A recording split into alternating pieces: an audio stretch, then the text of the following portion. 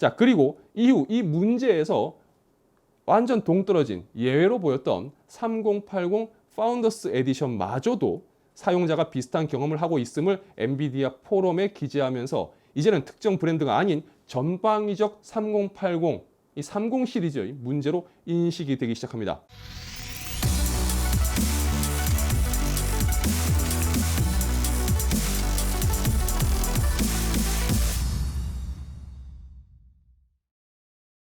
올라 아토입니다. 반갑습니다. 자, 엔비디아의 RTX 30 시리즈가 출시가 된 지 이제 한 열흘 정도가 지났습니다. 그 사이 3090도 며칠 전에 출시가 되었죠. 그런데 최근 해외 커뮤니티를 통해서 엔비디아 RTX 30 시리즈의 이 크래시 현상에 대한 이야기들이 나오기 시작했습니다. 그리고 그와 관련한 내용들이 국내에서도 하나 둘씩 본격적으로 다뤄지기 시작했습니다. 그래서 오늘은 현재까지 나온 이 크래시 관련 내용들을 정리해서 여러분들께 전달해 드리도록 하겠습니다. 자, 먼저 9월 18일, 그러니까 3080이 17일에 출시됐으니까 출시된 바로 그 다음 날이죠.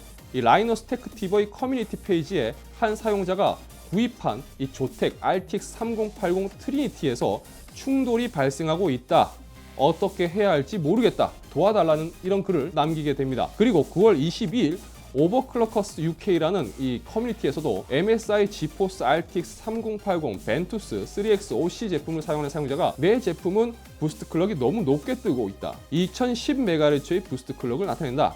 그리고 충돌한다. 따라서 강제로 클럭을 낮춰야 사용이 가능하다라는 글을 남깁니다. 그리고 컴퓨터 베이스라는 커뮤니티 통해서도 MSI 지포스 RTX 3080 벤투스 3X OC를 사용하는 또 다른 유저가 본인도 이와 유사한 일을 겪고 있다며 최대 2040MHz의 부스트 클럭이 발생하고 그로 인해서 크래시 증상이 있고 수동으로 마이너스 100MHz의 오프셋 값을 낮춰서 사용 중이라고도 밝힙니다. 자, 이렇게 몇몇 커뮤니티의 충돌 관련 언급이 있으면서 이 문제가 조금씩 관심을 끌기 시작합니다. 그런데 공통적으로 언급되는 부분은 바로 이 최대 부스트가 2000MHz를 넘어가고 이 부스트 클럭 도달 시 크래시가 발생한다는 부분입니다. 물론 몇몇 커뮤니티에 나온 글들은 이런 부스트보다도 단순 충돌 및 끊김을 호소하는 글도 있기 때문에 이걸 단순하게 일반화시켜서 말하긴 어렵지만 그래도 현재는 이 2000MHz의 클럭 스피드가 핵심 키워드로 이야기가 되고 있습니다. 이 여러 부분에서 추측이 있었고 앞서 언급된 특정 브랜드의 문제가 아닌가라는 이야기도 있었습니다만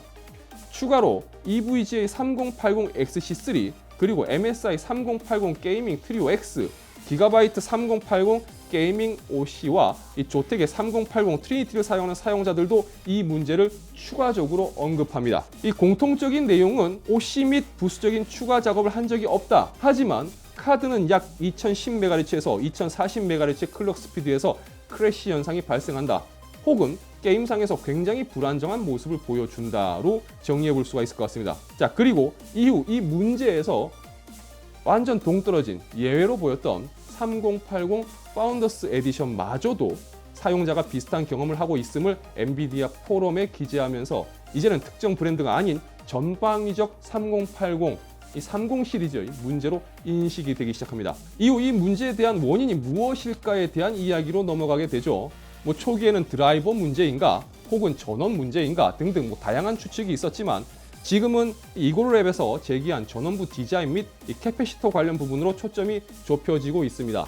가능성 있는 원인으로 지목된 건 이 BGA에 위치한 6개의 캐패시터입니다. 이 파운더스 에디션을 보면 10개의 캐패시터로 구성된 이 2개의 MLCC 그룹이 있지만 이 파트너사에서 출시한 제품들 중 일부는 저렴한 이 포스캡으로 구성된 경우가 있다는 겁니다. 이 제작 단가를 낮출 수는 있지만 그만큼 고클럭에서의 안정성이 떨어질 수 있고 이로 인해 크래시가 발생할 수도 있다는 의견을 내놓은 거죠. 자, 그러면서 포스캡을 사용하지 않고 모두 MLCC 그룹으로 구성한 이 에이수스 터프가 상대적으로 안정성이 높다고 주목도 받게 됩니다. 물론 MLCC는 포스캡에 비해서 비쌉니다. 그 말은 MLCC를 많이 쓸수록 제조 단가는 높아지고 제조사 입장에서 마진은 줄어들게 됩니다.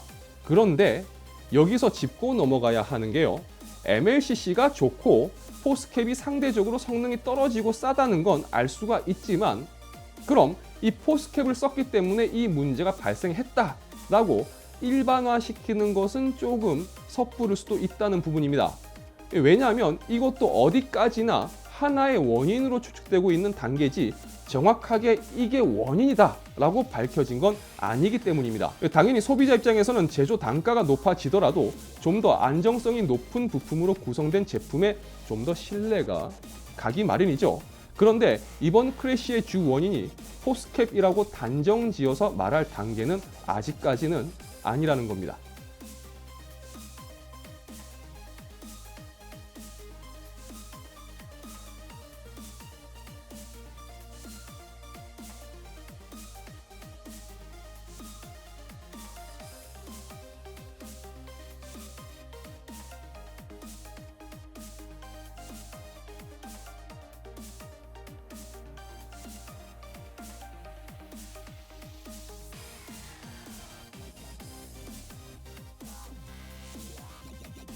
어쨌든 이 이슈에 대한 또 다른 시각도 있습니다. 저 역시 관계자들을 통해서 들었던 이야기였고 이 부분에 대해서는 해외에서도 비슷한 의견이 나오고 있는데요. 이 그동안은 평균적으로 5% 미만이었던 이 고수율 칩셋의 비율이 이번에 삼성의 8나노 공정을 이용하면서 20% 이상으로 올라갔다라는 지적입니다.